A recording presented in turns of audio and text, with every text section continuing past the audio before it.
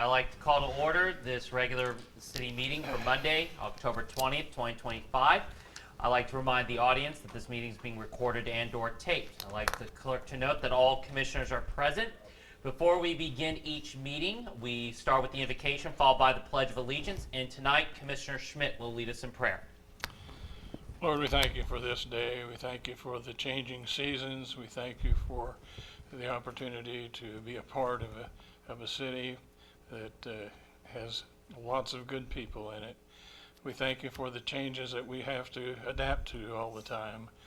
Some of them we don't like very well, but that help us to be able to adjust and to make decisions that would be long-standing, that we would have the ability to weigh things and figure them out for the long term. Also thank you that I feel more like I do now than I did a little while ago. So nobody caught that. So thank you for this time we can spend together. Bless us in our deliberations and help us to honor you in all that we do. In the name of Christ we pray. Amen. Amen. I pledge Allegiance to the flag of the United States of America and to the republic for which it stands, one nation, under God, indivisible, with liberty and justice for all. Thank you, Gary, and it is very happy to see your health is a little bit better, and we're glad to have you back and everything. So Thank you. I think your wife had a little laughter back there, but yes. All righty, so with that being said, we first, of course, need to approve the agenda. Is there any additions or subtractions that we need to do with the agenda? Gina, anything? Not that I'm aware of. Okay, with that being said, I'd like to make a motion that we approve the agenda for Monday, October 20th, 2025. Second. It's been moved and seconded that we approve the agenda for Monday, October 20th, 2025. Any other discussions? All those in favor, please say aye. Aye. All right. Agenda's approved. All right, moving on to minutes. October 6th, 2025, regular meeting minutes. I'm assuming everyone has had the opportunity to look over them. Any changes to those? Okay. I'd make a motion we approve the minutes from October 6th. Second. Been moved in second that we approve the minutes for the regular meeting for October 6, 2025. Any other discussions? All those in favor, please say aye. Aye. Okay, minutes approved. Moving on to business, discussion and or approval of the closure of Lemon Park for Christmas in the Park on Saturday, November 22nd. Miss Amy Prater. And just make sure, Amy, to speak into the mic. Just kind of bring it up to you and stuff because, no, the hand, or is it right? Okay. Okay, it's in there. Okay, never mind. There. Okay. Hello, Mayor and Commissioners and everyone. On behalf of the Christmas in the Park Committee, I would like to request the closure of Lemon Park on Saturday, November 22nd, 2025. We would like the gate unlocked at approximately 12 p.m. and then actual closure beginning at approximately 2 p.m. And then the gates will be opened at approximately 5:30 for traffic to begin going back through for the annual Christmas in the Park event. In addition to park closure, we would also like to request extra trash cans to accommodate the large crowd expected, and that the east restrooms of the park be open for public use during the event. We're excited to announce that First Baptist Church will be bringing back their live nativity, as that was a huge hit last year, and we've also secured a reindeer again this year, as that was very, very highly requested. Both of those will have their own rider liability insurance in addition to our event insurance, which will be provided no later than November 10th. I will ensure that gets to Brianna. I will have the same liability coverage as we did last year, Cody, if that's acceptable limits as we had last year. Sounds good. I'd like to thank Chief Oler in advance for all the support he's provided and everything you've done already in advance. We truly appreciate the city's continued support of this incredible community event. We love to see it, all the families that come together for this. And does anyone have any questions? I'm assuming I'll MC again for this. It's not that you're excited about the drink. No, I know I'm not saying that. So I was just making sure. I'm assuming that. That is out of my wheelhouse, but I'm pretty sure you're on the list. I probably am. So, okay. Well, Amy, I always loved Christmas in the Park. You guys do a great job with it. Even I'm not just saying that just because my wife serves on that committee as well. But you guys do a great job. I think it's great every year. I mean, how many people did you guys have last year? Well, we bought 800 wristbands and we ran out within 45 minutes. Oh my gosh. Wow. So we've done a little bit extra, partnering with Chief Oler to try to come up with some better crowd control options and just safety factors this year. We're not gonna even try to track attendance really this year because we tried to get everybody to go in through one point, and there's just, because people literally come in through the trees. Yeah. It's impossible, like, unless we've tried to figure out a way, it's just impossible. So we just try to guesstimate by the items that we buy and how much we give away. This year we partnered with the Pratt Public Library to ensure that each child takes away a book. So that'll be one way that we can kind of pinpoint. We have over 1,200 books to give away to partner kind of with a literacy program. So that'll be one way that we can kind of count, but you also can't control if they come through the line twice, but there's no harm, no foul in getting extra books in the community. How you guys control? I know you guys had some issues last year with what's the word? I'm not. What's the word I'm looking for? Not Vendor control? vendor control. That's me. Yes. And then also Chief Oler has let me know that he's gonna help me with a police officer at the gate. And hopefully just that presence there will kind of deter Okay. that, but then that's also me. Okay. Okay. Alrighty. Well, are there any other questions for Amy? With that being said, I'll be more than happy to make the motion that we approve the closure of Lemon Park for Christmas in the Park on Saturday, November 22nd from 2 p.m. to 5:30 p.m. It's been moved and seconded that we approve the closure of Lemon Park for Christmas in the Park on Saturday, November 22nd from 2 p.m. to 5:30 p.m. Any other discussions? All those in favor, please say aye. Aye. Awesome. I greatly appreciate your time and I hope that we see you all out there. Definitely will. All right, moving on to 6.2, discussion and approval of the general contractor agreement for the Point Pavilion. Cody, I'm assuming, or Gina on this one? We just talked about that before the meeting. Cody will provide the presentation of the terms of the agreement. Okay. Robert Smiley is here. He is the person who will be the GC on the contract. As you know, we've been working on this project, well, the donors and Robert have been working on this project for several years, and we presented it to you guys a few months ago. Thank you. So I did send out a little bit of information when I sent the draft contract out to the commission, which essentially broke down the key provisions in this agreement. I did note after I sent, there's a couple things that have, minor things that have changed. The date at the very top, that'll change once the final signature is placed onto the final clean version of the agreement. And then in the price, the number had the 10 million, but when we spell it out as well, it had a hang 5 in there from, because we've kind of, and I'll explain in more detail, we've kind of gone back and forth between 10 million and 12.5 million based on the other primary terms of the contract. So this is for the Point Pavilion. The project name in there that we have right now is the Point Visitor and Recreation Facility. This isn't necessarily the name of what it's going to be, but it's just a name for the project. Of course, the city will own it, and we'll be able to name it, essentially whatever the city chooses to. But I know some questions came up if that was the official name or not.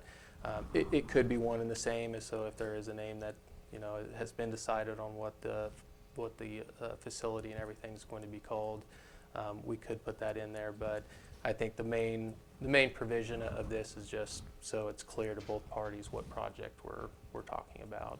I've worked with Robert Smiley on this contract. This is what they call an AIA document. It's primarily a form document that is used in these types of transactions, these types of situations. And it's nice because it's really what it is. It's based on years and years and years of this type of work. And you know, every time a particular issue comes up, you know, they zone in on it, and then they find language to correct that, so that it's not an issue in the future, and then they just keep building it into these forms. So that's primarily, and then in conjunction with the architect, I believe, recommended that we go through this form, because it has all that built-in protection already, just from, you know, all the time that has gone by and all the experience that's built into it. So it's nice to have all of these certain terms, but the thing with it is it's pretty rigid, though. So we want to make sure, and that's what Mr. Smiley and I were really working on, is making sure we get the right terms in the right places, so that, you know, we don't end up in a situation where we need to amend the contract for whatever reason, you know, which isn't impossible, I mean, and not all that uncommon, but you know, trying to make sure we're fitting, you know, everything where it needs to go in terms of how this particular contract works. And one of the primary terms with that, and the thing that's kind of unique to this type of contract, is it's a guaranteed maximum price contract, a GMP, as it's often referred to in the contract. So one of the things we worked on was, right now, I believe the city has $10 million that will be available to it, that we know for sure. That could potentially increase, I think we discussed before, up to $12.5 million, based on additional fundraising. So what we had to do was work on, you know, how we were going to address that if you know, we had two situations where either we just stay at the 10 million, or if we do fundraise and there's another $2.5 million that's added to the project, how we can incorporate that and still make it fair to both parties, because generally this type of agreement is you set this is the price you can't go over based on certain assumptions, and that's that. But I'm confident we were able to work it out to where we have some flexibility in this contract, even though the way this form is, it's supposed to be pretty rigid in most circumstances. But and where that flexibility and how we did that comes into play is with the alternates, which is 5.2.2.2, and then the assumptions, which is 5.2.4. So when you're looking at those alternates in 5.2.2, this represents the potentially $2.5 million that could be added to the project, and it sets forth, we did a line item of the particular item, the feature, or whatever you want to call it, and then the estimated price of what that would cost, and the conditions for acceptance, which would be by change order. So this is where we built in the flexibility. If we have additional fundraising that comes in and the 10 million isn't able to cover all of these things, we can, by change order, agree to add these certain things back into the contract, which ultimately will increase the GMP, but only for the sake of reimbursement for the materials and things. What it's going to cost the contractor, Mr. Smiley, to do those things. And he's agreed, it's in there that his 5%, which would be ultimately his fee, it's 5% of the total cost, will not be applied towards that. It'll stay with the assumptions and just that 10 million price. And so then if you look at the assumptions in 5.2.4, this is important because this is what that 10 million is really based on, that these particular line items, when it's bid out, because there's going to be subcontractors working on a lot of these things, this is Mr. Smiley's idea of what those bids are going to look like, and so based on that information, that's where that 10 million GMP is coming from. So there is a possibility if these numbers change, and he can't really get to that stage until we have a contract in place. He has to get a bond in place, which he needs the contract to do that. So there's a lot of things we need to get done and he needs to have in place in order to get to that point. But once he does, and once these numbers start coming in, then we'll look at where we're at that point and how we need to move forward. And that's why then I put in that paragraph below all of those line items that basically walks through what that process might look like, just so that we're all on the same page and there's no confusion there. So, in the event those bids come or prices for materials come back and it's not in line with those assumptions, we'll first make efforts to maintain that GMP at 10 million and see if there's anything we can do through value engineering, rebidding, renegotiation with the subcontractors or suppliers, things of that nature to try to bring it back down to see if we can get it there. If that's not possible, we'll talk about if we need to amend the GMP and what that might look like. And then, of course, worst case scenario, if none of that is able to come to light, just so it's in there, I don't think we'd get to that. But then it does provide for, if we're not able to fall in line with what those assumptions have, cancellation of the contract. So that'd be worst case scenario. It's not either side is going to be pinned down to something that's just not going to be workable for that party. So those are kind of the two, I would say most important areas of this contract tied in with that GMP of $10 million. One, to show, what that's based on and where that number's coming from. And then two, if we're able to add more, either by savings for the assumptions or, additional fundraising, we can add all these other things in there. And the assumptions are important as well too, because some of the funding that is going to be used for all of these things is from grant money, and there's certain items that the grants requires to be included in the project. So that was something else we worked on, is making sure we include those things within the assumption, showing, okay, this is what is definitely going to be included, and then this is what we think the price might be for that, as opposed to having them in those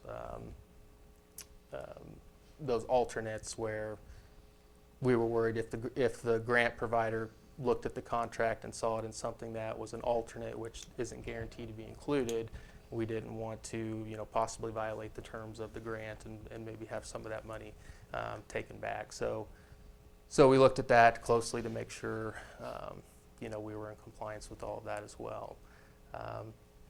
I mentioned the 5% fee. That is what it's standard for these types of contracts from my experience and what I've researched.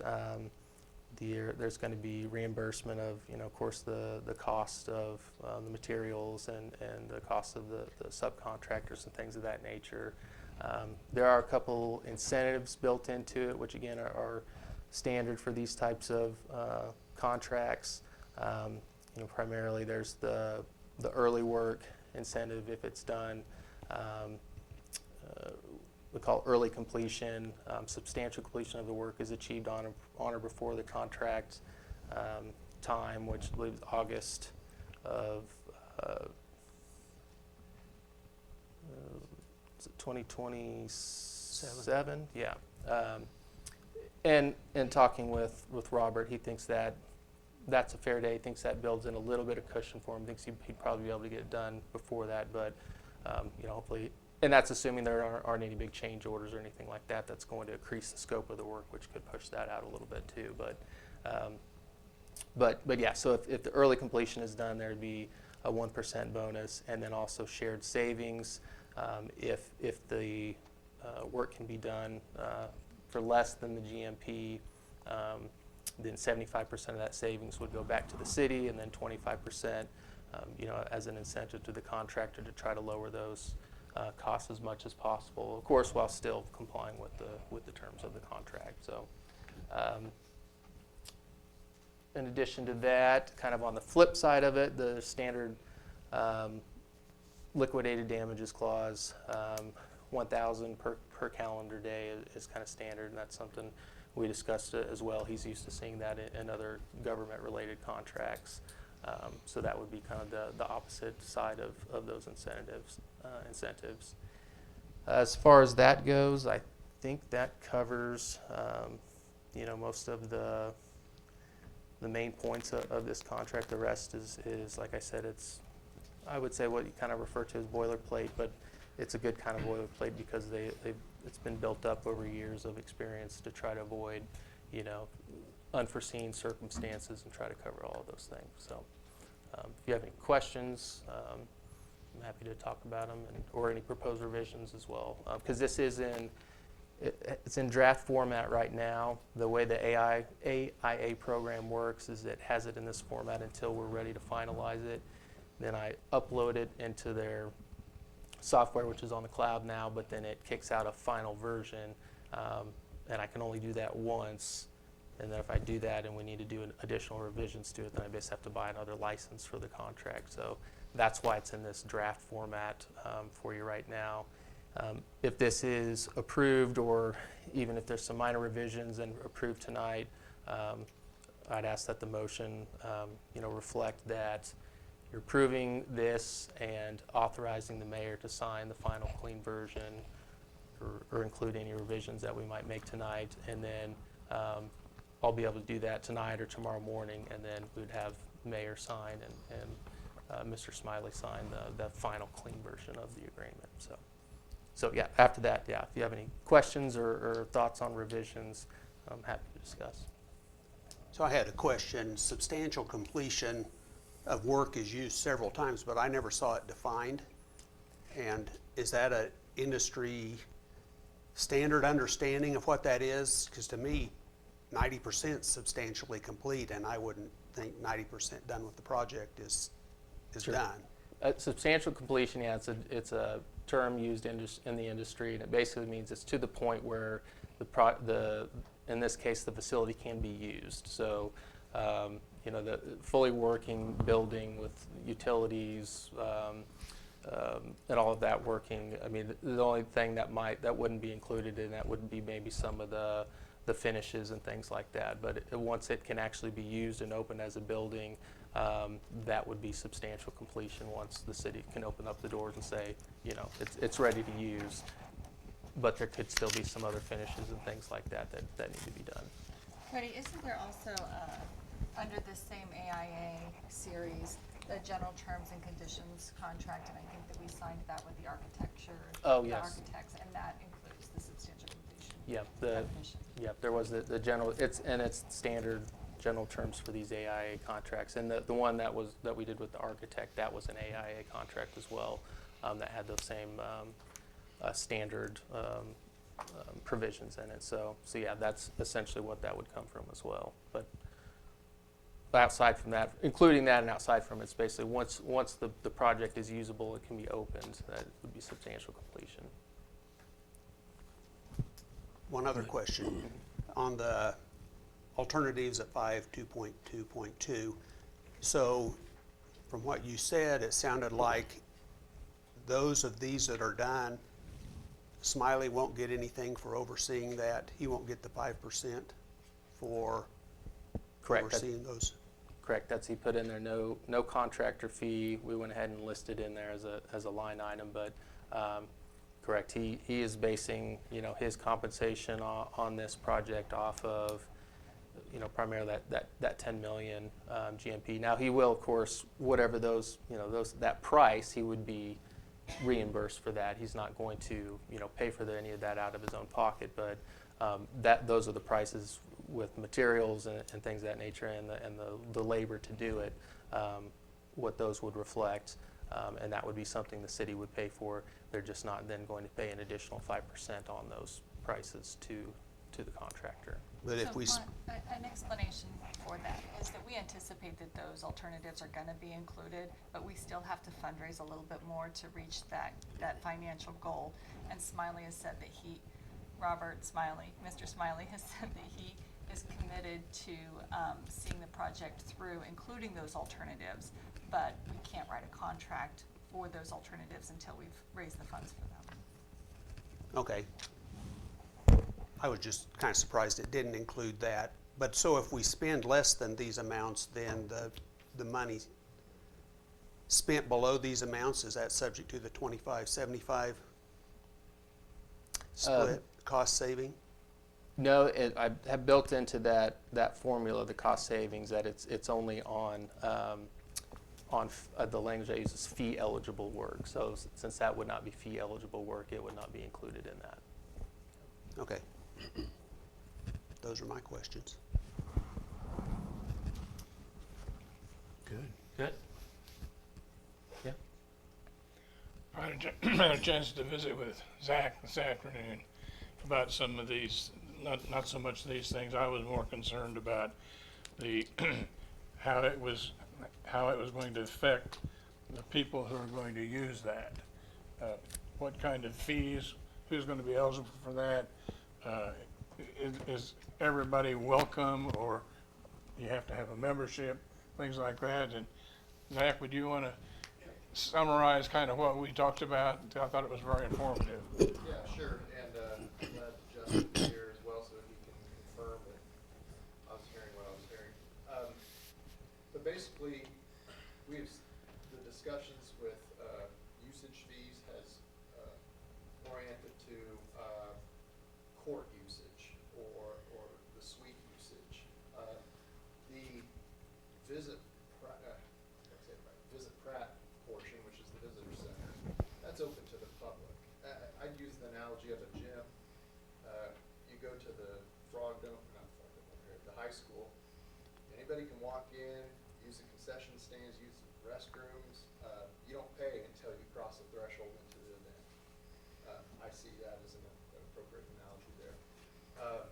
Gate fees are associated with isolating specific parts of the building. And then the other thing I mentioned is that we are structuring this such that we constantly are reassessing. This is a work in progress. It's not unlike some of the other projects we've taken on, whether it's the track or the pool or anything else. We're going to go down the path with good intentions and operate out of trust, and we're going to go a certain ways, whether it's 6 months or a year. We're going to have to assess: are we cash flowing this thing? Are we covering the expenses? I also mentioned a few of the things that we're doing to lower that hurdle, I guess I would call it, lower that bar of reducing operating costs, so that we don't have to be cost prohibitive for people who want to use it. I think the biggest one of those is the scholarshiping program.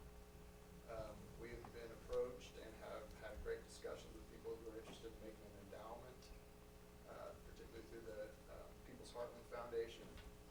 That would go towards discounting any, as many as possible, and who could apply, families, individuals, teams that would come off those team fees, which just keeps lowering the standard of how much we need to charge to make this thing operational.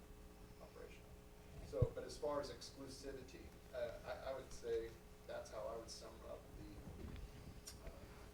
the usage fees for who pays for this uniquely. Is if we're going to wall off a section, that's who pays for it.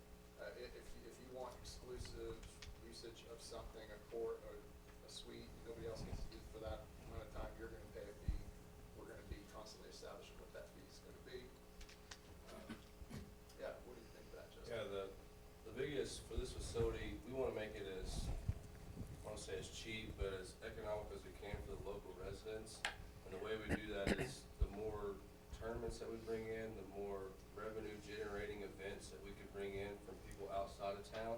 That's where we're going to make our money, to where we can offset that with lower local residents. There's going to be things that cost money out there, whether it's renting cages or renting courts, or renting the event space. But the more events that we can bring in and more revenue we can generate, the cheaper we can make it for the local residents. And then also with very generous businesses to doing endowments or individuals to doing scholarships to make it as cheap as we can, but still make it a success. Everything can't be free, but we want to make it as reasonable as we can for the local residents through those events that do generate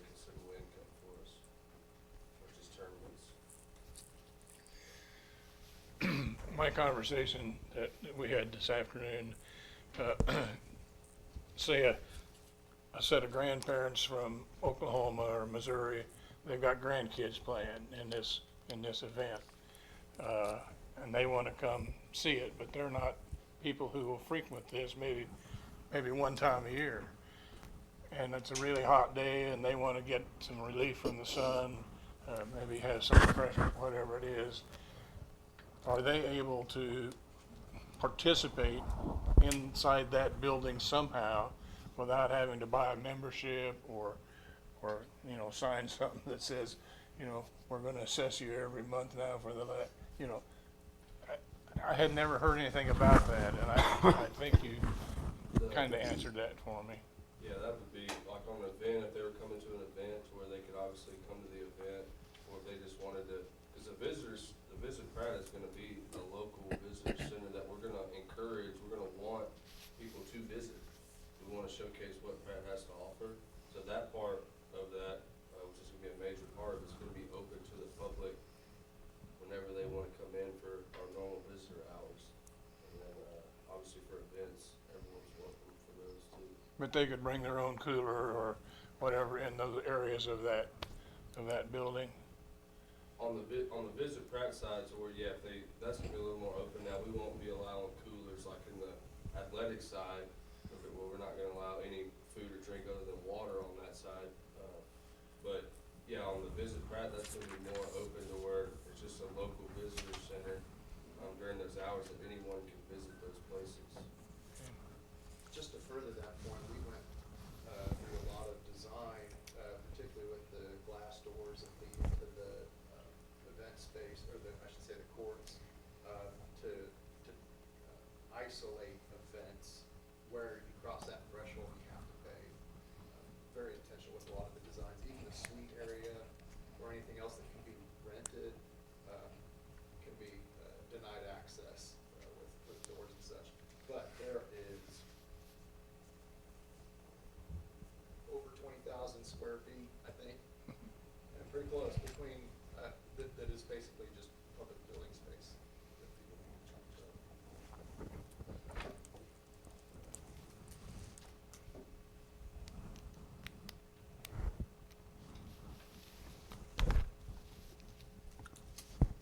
use. You want a motion? Yes. Garrett, did you have any other comments or questions? No, that, to me, it had never been addressed publicly, and I thought we ought to all know what that process could be. I know it'll be tweaked along the way, but I think we sure want to make visitors who may be only a one-time a year experience feel like they want to come back.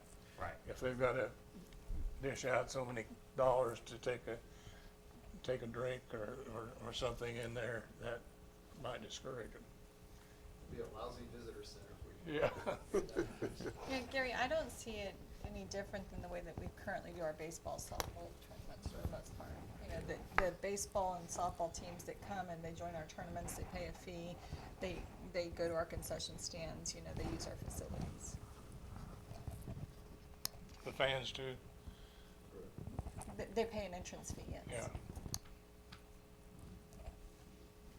But at the Point Pavilion, the visitor center, nobody pays an entrance fee to go to the visitor center. And if they want to use the concession stands, they can use the concession stands. There wouldn't be an entrance fee for a specific tournament until they cross the doorway into where the sports, activity is going on. Is that correct? That's correct, yeah. The visitor center, Visit Pratt, would be no different than someone just walking into the front of City Hall to get information about Pratt. We're gonna welcome people, we're gonna want people, that's a major point of the building, is to welcome people in. So there won't be any type of charge to use the restroom, get water. If we have the concessions open, during that they can get whatever they would need. The only time that we'd be looking at charging those individuals is if we're hosting an event and you have to pay to get into the event. Yeah, I understand that.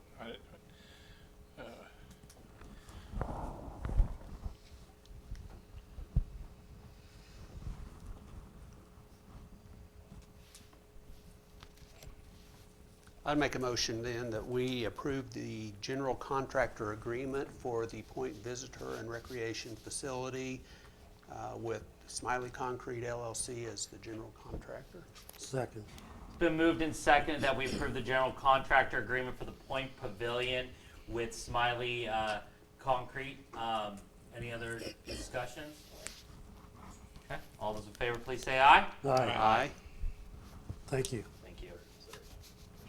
Yep, thank you, Zach. And thank you, Robert, as well. So, all right, moving on to 6.3, discussion and approval of a funding request for a used truck purchase. Mr. Danny Quint. Thank you, Mayor. Thank you, Commissioners. Mine's pretty simple. Parks Department would like to purchase a used 2003 C45 Chevy dump truck. Has 44,000 miles on it from a local C&R Services here in Pratt. Chris Rollins is the owner of C&R Services. He allowed us to get the truck, and we actually used it for a day, and was able to inspect the truck, and pretty clean truck in really good shape, and we would like to purchase it for mainly cutting trees and gonna be, we'll be able to help with snow removal and stuff like that too. And we'll also keep we also got a 1-ton 2003 that we'd like to also keep, so we'll have 2 vehicles to remove trees. And other than that, got any questions? What would a new one cost? Well, I had it in, who asked me that? All right, I had it in next year's budget for 1-ton, and we bought a couple other departments bought trucks, and anywhere from $75,000 to $80,000. And we're basically gonna be using it to haul trees to landfill. So, money-wise, I think we're ahead, you know, for what we're gonna be using it for. And like I said, it's in really good shape. I think if we wait, then we'll have to probably spend more money. And I just think this is a good direction to go for our department. I will say, Danny, just on a side note, speaking of removing of trees, I've seen a lot of positive feedback on Facebook and everything with how much you guys are doing on cleaning out the trails behind Lemons Park, and of course the new acquisition of the green trails as well. So Yeah, thank you. yeah. If there's no other discussions, I'd like to make a motion that we approve the funding request for used truck purchase from CR Services for the total of $22,000. It's been moved and seconded that we approve the funding request for a used truck purchase from CR Services for a total of $22,000. Any other discussions, questions? All those in favor, please say aye. Aye. Okay. Thank you. Thank you. Keep up the great work, Danny. Thank you.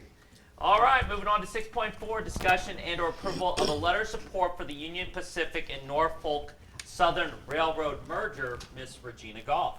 Thank you. So I received a request to provide a letter of support on behalf of the city of Pratt for the merger of the Union Pacific and Norfolk Southern mergers. And so I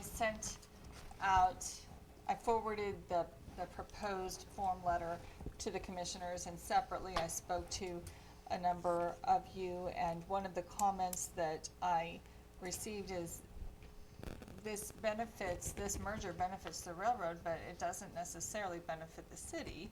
And I didn't want to do any sort of a form letter of support without having an open discussion of the commissioners regarding this topic, because I thought that there was some good feedback on that. Because we have had issues with the railroad cutting our city in half, emergency vehicles not able to get from one side of town to the other. We attempted to purchase a rail line from Watco a number of years ago so that we could do a Rails to Trails project, and we were strung along, and then told, no, we're not selling the rails. So it was just, is is this merger something that the commission supports? And do you want me to sign a letter of support for the merger, or is it none of our business? I'll say I was one who was hesitant to do it. It's, honestly, we like to cooperate and stuff, but why endorse this? I'm thinking just stand back and let the regulators evaluate it on its own merits, and I don't, well, things you said, railroads, honestly, they seem to be in it for themselves, and I haven't perceived You think? a lot of any wanting to help the people along the way. Maybe I'm wrong. If I am, go ahead and speak in support of it, but I'm content to just let it go. No, you have that right to speak your mind, so, Commissioner Myers? Well, sorry for my voice. I sent you an article this morning. I don't think it's going to carry a lot of weight. However, I think in the future, we obviously want a railroad to go through Pratt. And like that article I sent you, maybe this will carry a little bit of weight, probably not much. If we would ever need a overpass or an underpass or a quiet zone from the railroad, it would show that we supported their merger. I don't think this letter is going to affect the merger acquisition in any which way whatsoever. But I do think maybe in the future, if we need to negotiate with the railroad, we could actually use this as maybe a little bit of ammunition and say, we did support you at one time. Could you give us a little bit of grace on this and listen to our concerns? That's my input. Who has the final say on this? I mean, is it the legislature? Is it just the KCC or the, Surface Transportation Board, Yeah. yeah, but who is that?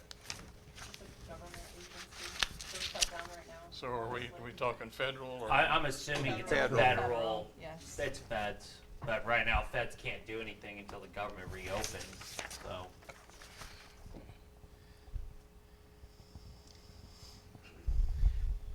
Commissioner Siemens, any thoughts on this, or? Kind of coming where Doug's coming at. I don't really know that it's gonna benefit us or hurt us or, Yeah. or anything, but maybe it's ammunition. I just recently heard a mention of double track all the way on the UP line. And that would make a big difference for some things, but it would mean more right-of-way probably to, you know what I'm saying? East and west is on one, I mean, going west on one and east on the other, so they can go all the way from wherever they start, Kansas City or wherever, all the way to the border.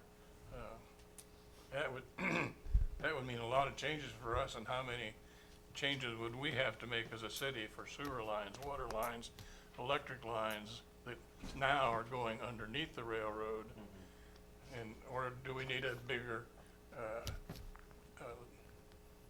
you know, a storage area, a bit, I can't even think of the word now, where you can park the trains, because you may have more, you may have less too, I don't know. But I sure don't want to increase the problem of 281 and the railroad. That's a big bogglehead. You know, I can understand. I guess for me, I can understand both sides of the equation. One, you know, does it really? In practice, Kansas says, okay, yeah, we'll support this merger or not. Does it really hold a lot of weight to it? You know, but at the same time, though, I also understand too that, you know, we've dealt with the trains a lot, especially blocking on, you know, 281, especially for emergency vehicles. I mean, wasn't there one time I think they waited there, people waited there for an hour or so, if I'm correct there, Joe? For sure. Yeah, there's been several. I mean, and sometimes it's because they're, what's their reasons, I guess, Joe? I think it's the proximity to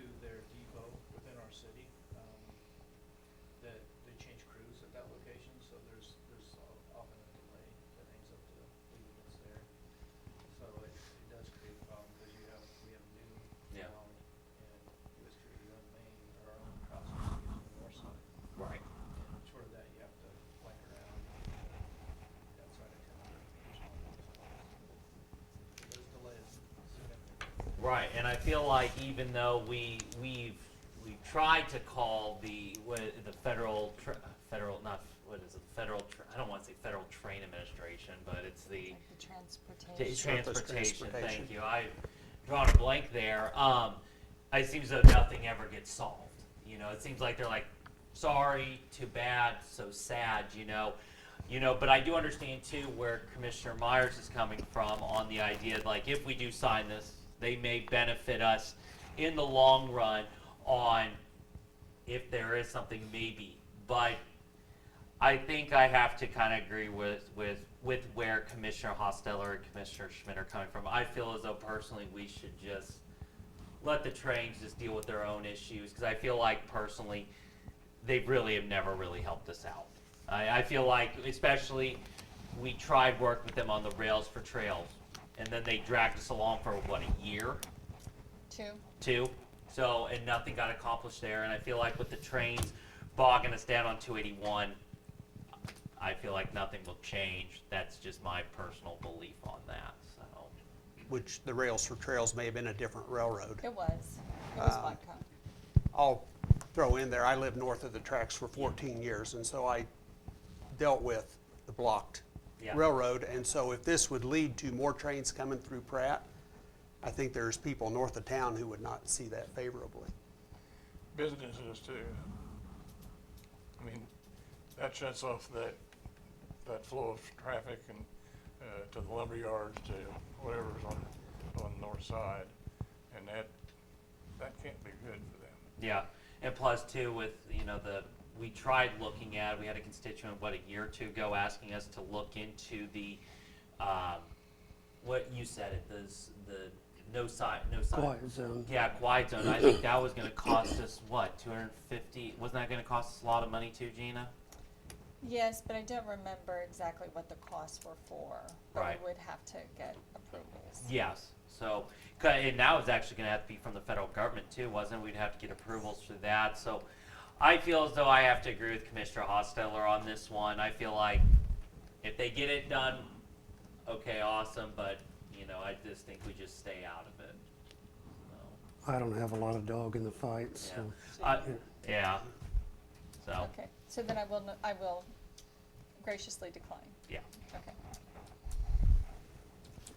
Okay, with that being said, we'll do open public comment. City matters only, 3-minute time limit. The public's allowed to speak on issues or items not scheduled for discussion on the agenda. Comments should be limited to issues and items germane to the business of the governing body.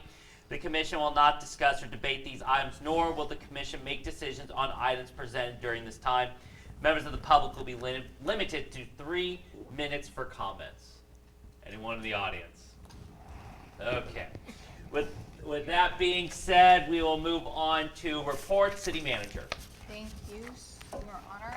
I will start with, you have your tax reports Right. in your agenda today.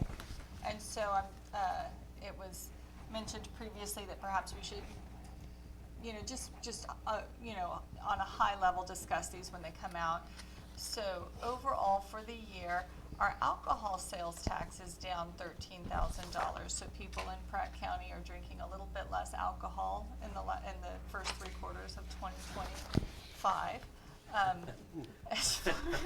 Our transient guest tax is up $9,000 over last year at this time. Our property sales tax is up about $175,000. And our sales tax is up about $114,000 over this time last year. So overall, a good picture for the city of Pratt. Other than that, there's just a few things. My most recent, and it was, Zach called it a dissertation. It's the 10-page city manager update has been uploaded to the website, and anybody can look at that if they want to know the details of what's going on. Some highlights are the design phase of Well 17 is wrapping up, and EBH hopes that we can break ground on that Well 17 project by the late spring of 2026. We're also, we did apply for a grant for Well 18, and Kelvin is constantly prospecting, looking for where a good location for that would be. The crews, I'm sure the department heads will give you more detail, but we have had crews spending a lot of time and a lot of cleanup on the green trails and on the Lemon Park trails. A mulcher was demoed today, and I'm sure that Justin or Jeff will tell you more about it, but it's fortunate. We were thinking that we were gonna have to purchase a new skid steer for the Parks Department, but the skid steer that the electric department has and the street department can be used with a mulcher attachment. And so I do anticipate that in order to maintain those trails in the near future, we'll be asking the commission to approve a mulcher attachment, but we can use it on our existing equipment. As far as tourism, we do have the Dueling Pianos activity that's gonna be at the municipal building on December 31st for a New Year's Eve event. And thankfully, our curtains, the new curtains for both the stage and the windows in that main room are expected to be in the second week of November, so they'll be in for that activity.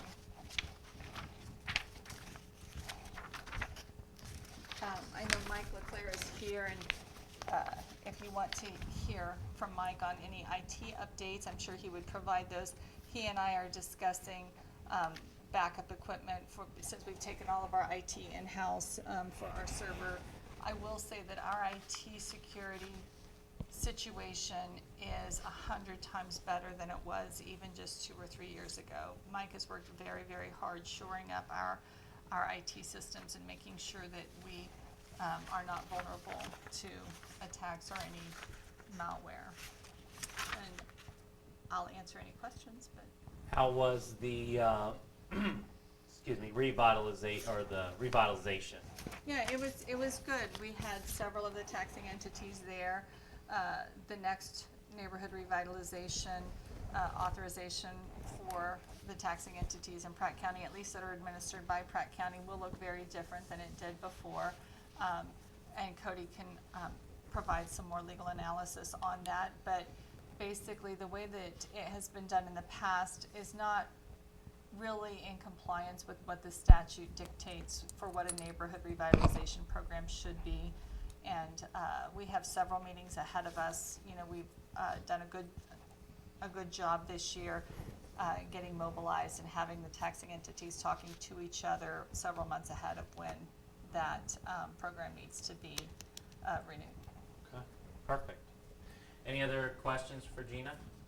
Yeah, just to comment along, looking at the reports, I thought it was noteworthy that our water utility revenue is up $400,000. We raised rates to prepare for the big water project, and so it is making a difference even if this was a wet summer with lower water usage, or I assume it was lower water usage. Yes, you're right, but I appreciate you premising it with, we have to raise them in order to move forward with our water treatment program. Also, our water rates were significantly below the state average, and so in order for us to even qualify for certain grant programs, we had to bring our water rates up to, so that it doesn't look like we're asking for grants to subsidize our very minimal water rates that don't meet the state average. And also it looked like there's no funds that are on track to have budget trouble. It looked like we're in good shape on expenditures. Yeah, we have definitely made fiscal responsibility a priority, all the departments, and I talk about that on a regular basis. Perfect. Any other questions for Gina? Okay, thank you, ma'am. All right, Public Works Interim Director Jeff Shanline. Thank you, Mr. Mayor. I was notified this morning from sanitation that they have one of their individuals put in their 2-week notice, so we have a job opening at that position. He tells me he has scheduled already 2 interviews for that position. One specifically was asking to be part of sanitation, so that's optimistic. Wastewater, John Kissel is going on Friday to Dodge City to take his certification class 3, hoping he passes that because that'll make him eligible to be the superintendent at wastewater. They informed me today that we have a pump down on our SBR facility number 1 that is scheduled to be repaired next week. And that pump will be sent off to be repaired, so we still will have a standby unit, because we always have one standby unit, so it's never down for too long. Street department is in snow prep for the winter. Nick went and picked up the salt sand spreader for the 1 ton last week.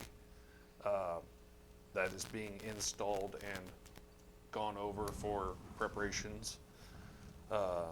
Jeff Gilmore from Cemetery informed me that they sprayed for mosquitoes at the parks last week, and that would probably be the last one for the year due to temperatures falling and running out of chemical. But I don't see need for that to go again. I was informed last week from KDOT that our federal fund exchange payment has been processed, and we should be receiving that back from them in the amount of $83,897. That will go back into the special street fund for other projects that are being done currently. Orozco Concrete started today on the Cleveland and Oak Street curb project, because that resident has been notifying us routinely that it needed to be taken care of. They ensure that that'll be done by the end of the week and should be accessible again by mid-next.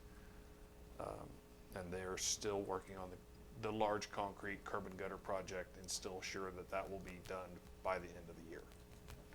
Perfect. Any questions for Jeff? All right, thank you, sir. Thank you. Thank you. All right, building inspector, Mr. Walker.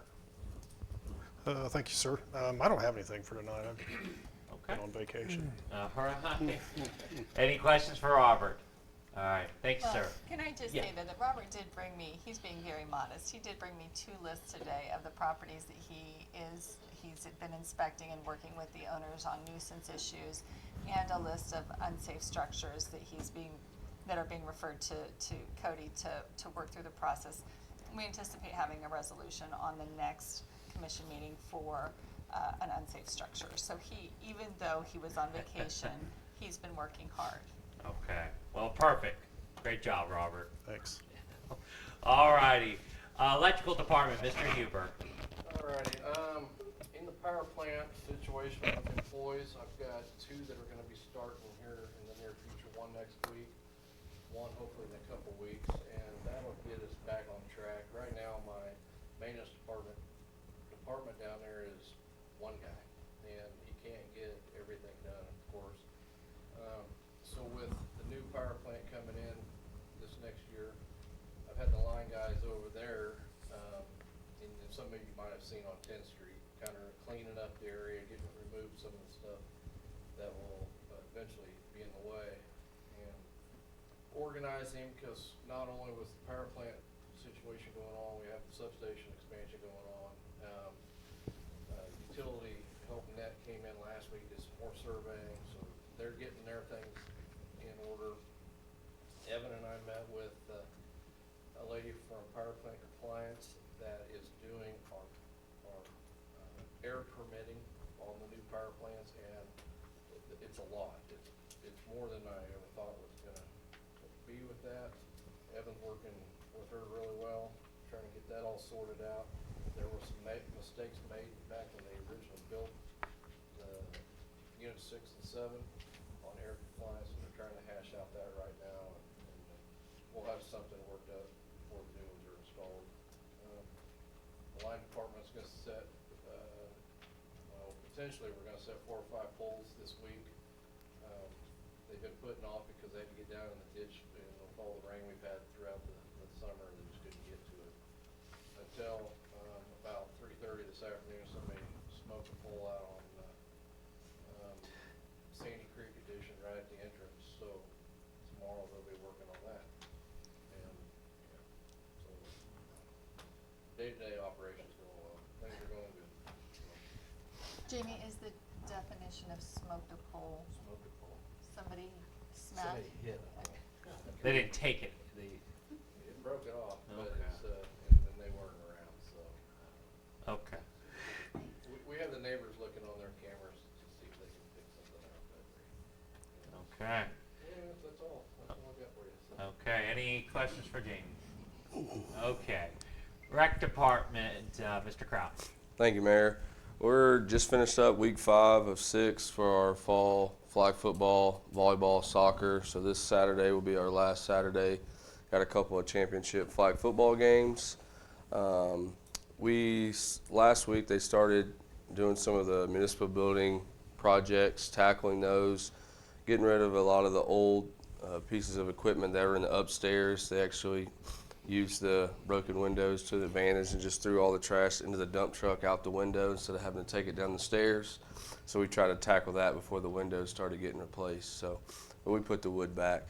They also started cleaning up the upstairs. We're looking at refurbishing that a little bit to get it ready for the upcoming concerts at the beginning of next year.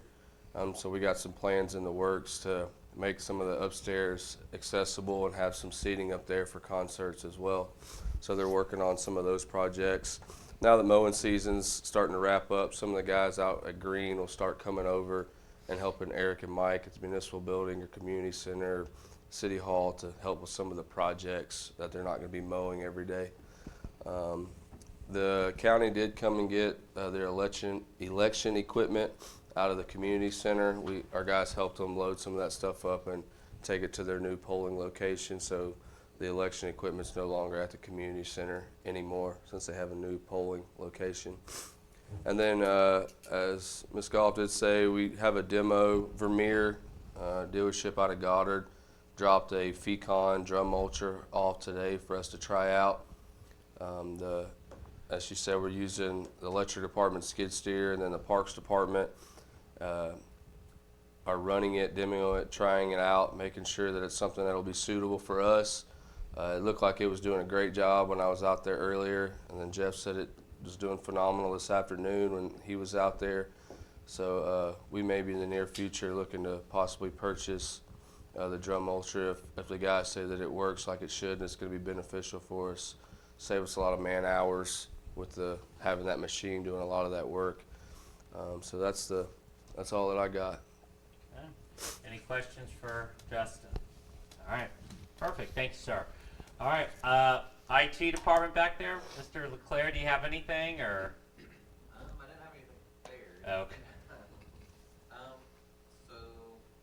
we've mostly been working on getting the Exchange stuff figured out, moving over to Exchange Online and kind of like a hybrid configuration at first, but other than that, just normal day to day. We hooked up the camera at a Green Sports Complex today, got that network and everything. Did some work with lights and stuff out there, and looking at backup equipment and stuff from City Hall. Okay, perfect. Any questions for Mike? All right, thank you, sir. All right, police department, Chief Oler. Thank you, sir. The radios that the commission approved for purchase, they are on back order. We're kind of getting to a critical point where we don't have handhelds that are in working order enough to equip our staff with. So I contacted Jim Smiley, the owner, and asked him about the status of them. And he said they were back ordered, but anticipated a delivery or sometime in the 1st of November. So we're kind of just on borrowed time with our handhelds that we're currently operating on. So hopefully we get a quick turnaround. The UTV golf cart program has been gotten a very positive response from our community. We already have more people in compliance with that ordinance now within 2 weeks than we have in the last 3 years. So it's working out some of the details on that. Cody and I have been working together on some minor changes into that ordinance, just on some verbiage about nighttime operation. There are some minor tweaks.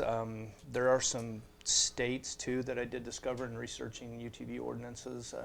There are 10 states in the United States that recognize that UTV and tag them as a motor vehicle. So we kind of need to work through that too.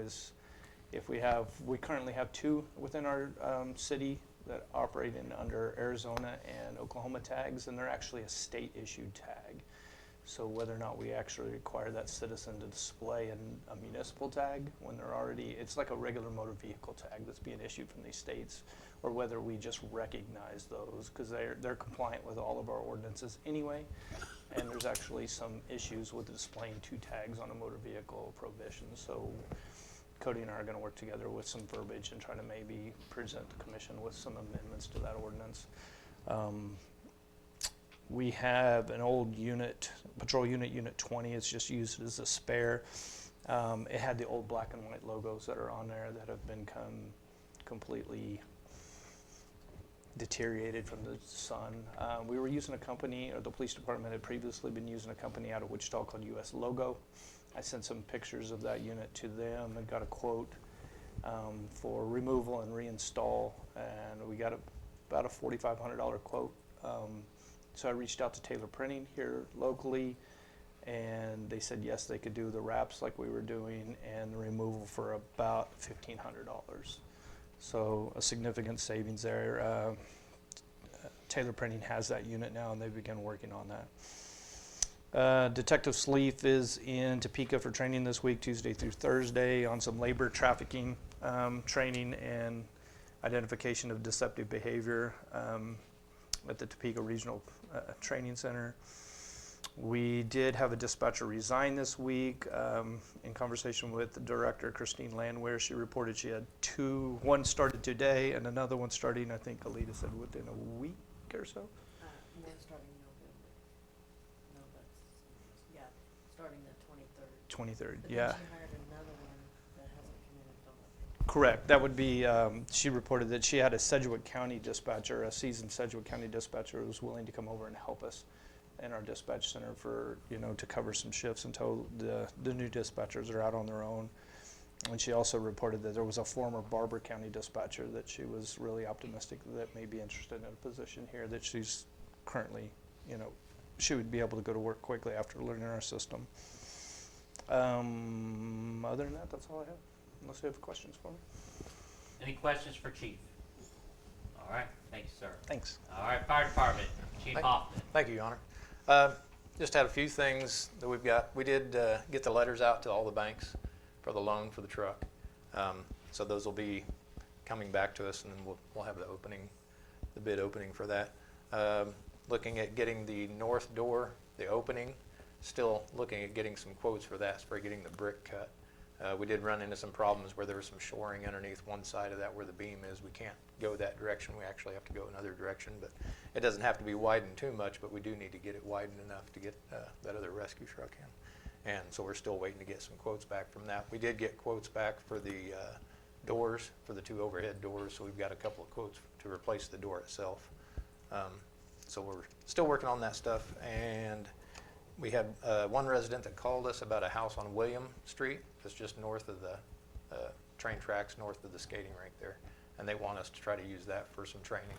Not to burn in it, but just to kind of use it for some training, so they've opted to let us use that before they tear it down. So we have to get with them and see if it's usable for that. But as far as that, still working on the training center. We've got a few things we want to still work on and improve out there and keep that going too. So other than that, no fires.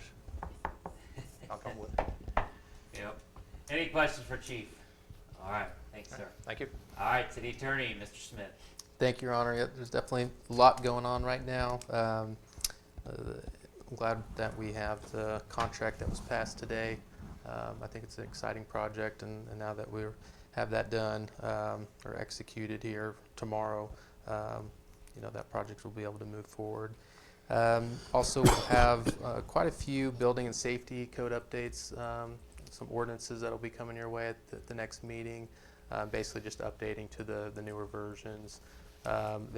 We're almost ready for today, but we noticed Lola she prepared all of them, and then when looking at them and comparing to the code, there was something that came up, some duplication that we just wanted to, make sure we sorted out before taking anything out that we shouldn't have taken out. So, as Regina stated, we met with the county and some of the other stakeholders in the community with respect to the NRP. I thought the meeting went well. I'm going to work with DJ, the county appraiser, on getting some information to work on getting something in place that will benefit the city of Pratt and make sure we're following everything we need to. Also working on, just wanted to point out in case anyone had some of their own concerns, a scooter and one-wheel ordinance potentially to put before you all, with these electric scooters and these devices. They've gotten so fast now with the technology, and I know other cities too. I've seen on listservs and things like that mention them being problems, especially like on Main Street areas where you're walking out of a store and there's an electric scooter that's going 20 miles an hour down the sidewalk and almost taking out. So looking at ways we can maybe make the use of those safer, especially in those areas. But yeah, that'll be on the agenda in the future. But yeah, if any of you have any ideas before then, please feel free to reach out to me. But some other things going on that you'll see here in the near future. But other than that, that's all I have for tonight. Any questions for Cody? All right, thank you, sir. Thank you for all the work on the contract. Sure, yeah, my pleasure. It's appreciated. And then Cody, I need to just come in tomorrow to sign that then, or? Yeah, I'll get it uploaded to get that final version, and then I'll work with Bree and Okay. we'll collaborate with you to get you and Mr. Smiley and to get it fully executed. Okay, perfect. Thank you. Yeah, thank you. All right, Finance Department, Ms. Eastis. I don't have anything. Okay, all right. Any questions for her? All right, perfect. All right, City Clerk, Ms. Garden. I will be attending clerk training next week. This sounds really loud. I don't like that. And also, so I'm on year 3 working towards my certification for municipal clerks. I have another year to go, and I have to get a whole bunch of credits in for that. Also, I'll be working with Kelvin next week as well for some additional letters. We have to send annual letters to the lead and copper houses in town. They were identified. There was like 120 houses. Not all of them have to take action, but we still have to continually send out these letters. So we're ahead of the timeline, so we'll be fine. But just to let you know that is a continuing process, and Kelvin's very proactive, so we're on top of it. Okay, perfect. Any other questions for Bree? All right, moving on now to mayor reports. I do have a couple things. One thing was last Tuesday, Gina was out of town. Of course, she was up in Topeka, so I took the responsibility to represent the city at the Patterson Foundation group there, and it was just a good time just to talk about the successes, the challenges that are facing our community and stuff. I think they had 2 sessions. The first session I think was for the religious organizations and all that, and then the second one, which I was part of. I was there, the chamber was there for a representative, Pamela Ford was there for the Hope Center, and again, both school districts. So it was a good time just for us to all just talk about those successes and our challenges. And it seems though everyone agreed that, what makes Pratt a unique area, I like to say an oasis, is, we have a lot of great people in this town that are willing to give up their time. They like to volunteer, donate, whatever that is to make Pratt this excuse me, this great place. So I think it was just a great opportunity for us to really share, and again, share those challenges that again are facing our community. So, and again, I like to thank our department heads for handing me that information so I could talk about those successes and challenges as well. So, and then the last thing is, and I don't know if this is, it's not controversial, but I wanted the group's thoughts on this. So as you are aware, last Friday, the boys football team won in Clearwater and everything. So with that being said, on next Friday, they will be hosting their first playoff game in 7 years and everything at Pratt. Well, next Friday is Halloween night. So I was curious here, again, Chief, I like your thoughts on this and everything, but there's some towns, like even Derby's done it, Andale's done it, and some other towns have said we are going to extend Halloween to the next day or anything like that.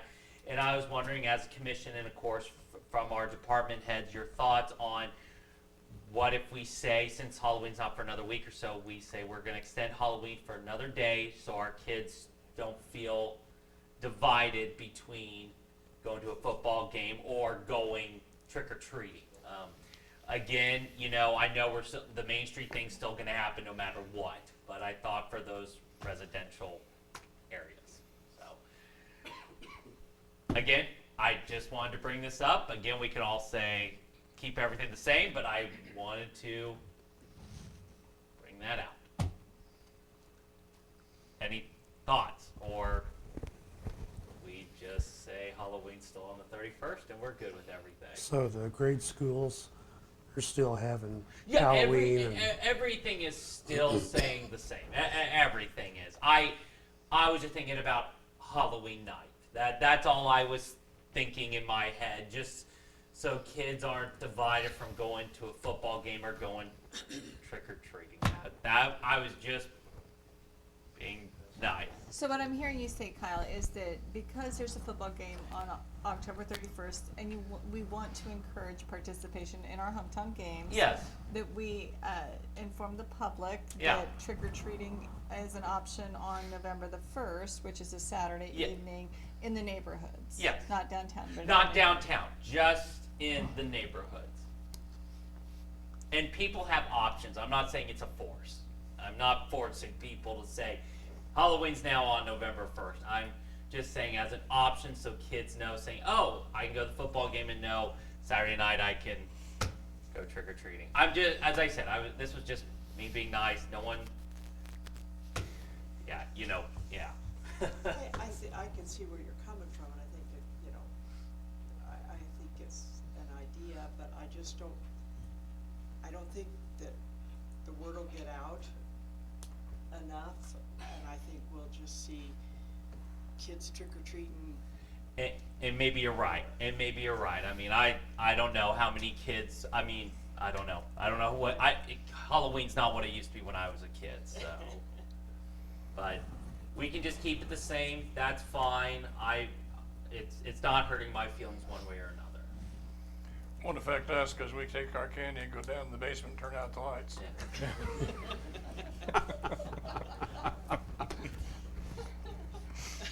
I reached out to Swank and asked if we could partner with the football team, Okay. the rec, if we could just pass out candy at the game. Okay. And He was okay with he that. said Yeah. he'd work with us if that's what we wanted to do. Because I heard rumblings of it, and I said, well, I'm going to be at the game. So Yeah. I mean, I'm gonna be at the game, my so. kids are going to be there, but I thought maybe it'd be cool for the rec department to pass out candy at the game. Yeah.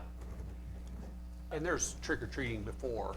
Yeah, I mean, it it starts like at Yeah, it's 5 o'clock. Yeah. 3 o'clock on Main Street. And I mean, I don't know what the residents do, usually, I don't know, people wait till I mean, where I live, it's a pretty busy neighborhood, so as I said, I don't know what neighborhoods are busy nowadays, I really don't, so, as I said, it was just an idea, we can all just say everything stays the same, that's not hurting my feelings at all. I think we'll turn the lights off at 6:30 and go to the Good game. game. Chief, I mean, your thoughts on it? I don't know that you can really reschedule it. I think that people are gonna go. Yeah. People are gonna no go matter when they what, go, and then so. make the decision which one Nope. is their higher priority, Yeah. I guess. Perfectly fine here, and with that being said, I have nothing else to report, so Chief. Okay, Nothing. Nothing. Okay, perfect. With that being said, I'd like to make a motion that we adjourn for the evening. Second. Been moved in second that we adjourn for this evening. All those in favor, please say aye. Aye.